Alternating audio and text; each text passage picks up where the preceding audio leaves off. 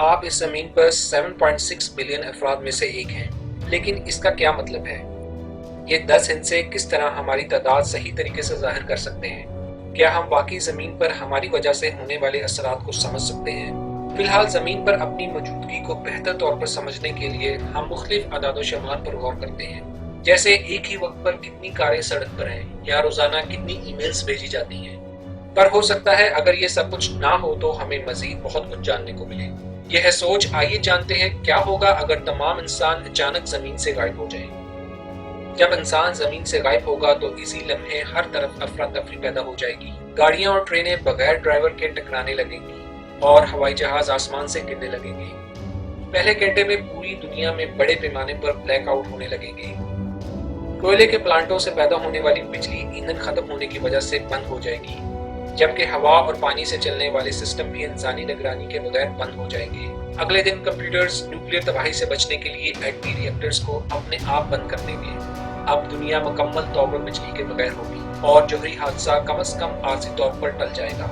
تیسرے دن لندن کا بگ بین آخری بار گونجے گا، کیونکہ اسے ہر 3 دن بعد وائنڈ کرنے کی ضرورت ہوتی ہے۔ بگ بین کی آواز اب ایسی سڑکوں پر گونجے گی جو اب آوارہ گھومتے جانوروں کے ساتھ آباد ہو چکی ہوگی۔ دنیا بھر میں ہزاروں پالتو اور چڑیا گھروں میں رہنے والے جانوروں کو خود آزاد ہونا پڑے گا یا پھر وہ بھوک سے مرنے لگیں گے۔ 10 دن کے اندر جوہری پاور پلانٹس میں موجود سیکیورٹی سسٹم بالآخر ناکام ہو جائے گا، جس سے ایٹمی دھماکوں کا سلسلہ شروع ہوگا اور پوری دنیا میں زہریلی تابکاری پھیل جائے گی۔ متاثرہ علاقوں میں جنگلی حیات کی موت ہوگی، لیکن دوسری جگہوں پر بچ جانے والی نوع اقسام تیزی سے پھیلے گی۔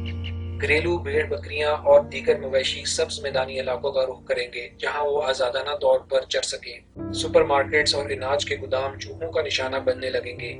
کچھ ہی سالوں میں جن شہروں کو ہم آج آسانی سے پہچانتے ہیں وہ پرانے قدرتی تھیم پارکس کی طرح نظر آنے لگیں گے۔ جوہری تابکاری کا خاتمہ ہو جائے گا اور شہروں میں سبزہ اگنے لگے گا۔ سڑکوں پر جگہ جگہ کائی اگ جائے گی، جبکہ درخت اور پودے اونچی عمارتوں اور گھروں پر قبضہ کرنے لگیں گے۔ 30 سالوں میں جو سیٹلائٹس انسانوں نے اسپیس میں بھیجی تھیں وہ زمین پر گر پڑیں گی۔ گھر اور عمارتیں گھل سڑ کر منہدم ہو جائیں گی۔ کچھ ساحلی علاقوں میں پورے شہر سمندر میں ڈوب جائیں گے اور پرانے ڈوبے ہوئے بحری جہاز نئے کورل ریف کی بنیاد رکھیں گے۔ ہماری عدم موجودگی کے باوجود گلوبل وارمنگ 40 سال تک مزید جاری رہے گی۔ زمین کا درجہ حرارت مزید 0.6 ڈگری بڑھ جائے گا، لیکن بہرحال ماحول میں تیزی سے بہتری آنے لگے گی۔ 60 سال بعد سمندری زندگی دوبارہ اپنے عروج کو پہنچ جائے گی، جو کئی دہائیوں سے جاری مچھلیوں کے بہت زیادہ شکار کی وجہ سے ختم ہوتی جا رہی تھی۔ 150 سالوں میں شہروں کا ماحول انسانی وقت سے پہلے کی طرح اپنے فطرتی ماحول پر واپس آ جائے گا۔ دنیا کے بڑے شہر جیسے لندن واپس ایک دلدلی علاقے میں بدل جائے گا۔ وینکوور جیسے شمالی شہروں میں عمارتوں کے ڈھانچے برف کی موٹی تہہ کے تلے دب جائیں گے۔ لاس ویگس ایک بڑے ریت کے قلعے کی طرح نظر آئے گا۔ 230 سالوں میں درخت اور پودے جو انسانوں کی عدم موجودگی میں پروان چڑھیں گے وہ ماحول میں موجود اضافی کاربن ڈائی آکسائیڈ کو ختم کر دیں گے۔ جنگلات دنیا کے کئی حصوں پر دوبارہ قبضہ کر لیں گے اور انسانوں کی موجودگی کے واحد ثبوت بچا ہوا سٹیل اور پلاسٹک ہوگا۔ کبھی مشہور و معروف اور شاندار رہنے والے مقامات آہستہ آہستہ زوال کا شکار ہو جائیں گے۔ انسانوں کے غائب ہونے کے 500 سال بعد دنیا کے جنگلات پچھلے 10,000 سالوں میں سب سے زیادہ صحت مند حالت میں ہوں گے۔ قدرتی دنیا انسان کے وجود کی بیشتر آخری نشانات کو بھی مٹا دے گی، پر 25,000 سال بعد بھی ہماری پلاسٹک کی کچھ چیزیں اب بھی باقی رہیں گی اور ان کے ساتھ وہ اشیاء جو انسانوں نے چاند کے سفر کے دوران باقی چھوڑی ہوں گی۔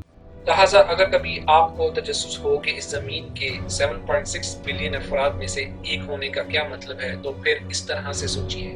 اس حقیقت کو چھپانے میں 25,000 سال سے زیادہ وقت لگے گا کہ کبھی ہم یہاں موجود تھے۔ ہمارے زمین پر اثرات بہت زیادہ اور ناقابل یقین ہیں، اور جیسا کہ انسان اس طرح سے اچانک غائب نہیں ہو سکتے تو ہمیں اپنے گاؤں، شہروں، اس پیارے وطن اور پوری دنیا کی قدر کرنی چاہیے۔ اگر آپ کو یہ ویڈیو پسند آئی اور آپ اس طرح کی مزید ویڈیوز کو دیکھنا چاہتے ہیں تو میرے چینل کو سبسکرائب کریں۔